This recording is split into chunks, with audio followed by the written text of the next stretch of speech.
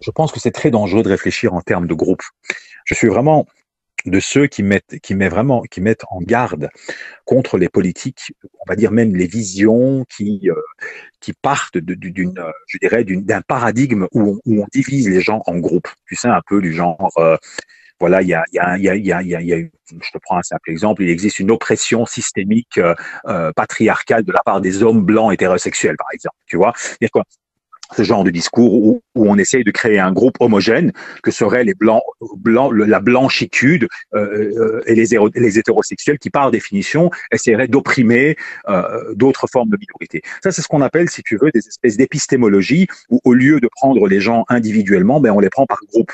Tu vois, et on essaye, si tu veux, quelque part de les coller à un groupe donné de force.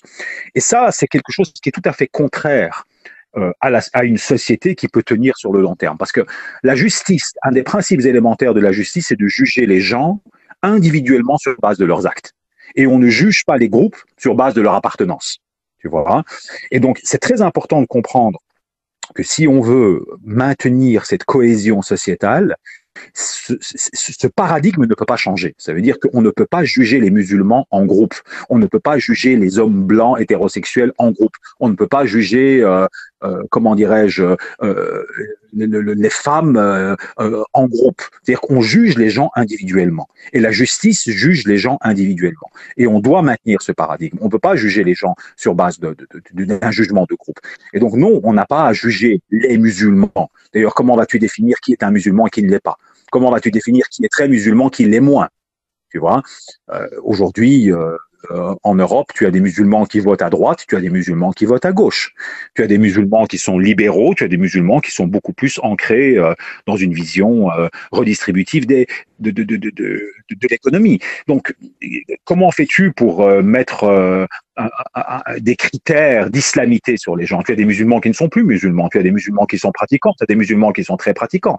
Alors, comment fait-on pour savoir qui est musulman, qui ne l'est pas? Tu vois? Donc ça, l'État n'a pas à se mêler de ce genre de choses. L'État se doit de juger individuellement les personnes qui commettent des délits. C'est tout. Point. Et elle doit, sur le plan beaucoup plus global, prendre en considération, et pour moi, ça c'est une opinion personnelle, des idéologies qui s'opposent à une éventuelle cohésion de cette société sur le long terme. C'est-à-dire que le vivre ensemble est un critère très important, c'est un axe central sur lequel se fondent nos sociétés, et les discours qui vont contre ce vivre ensemble, pour moi, doivent être combattus avec d'autres idées. C'est très important pour moi de comprendre aussi cela. Donc tu vois, c'est une problématique très complexe. On ne peut pas, si tu veux, attaquer cette problématique uniquement sous l'angle de l'islam.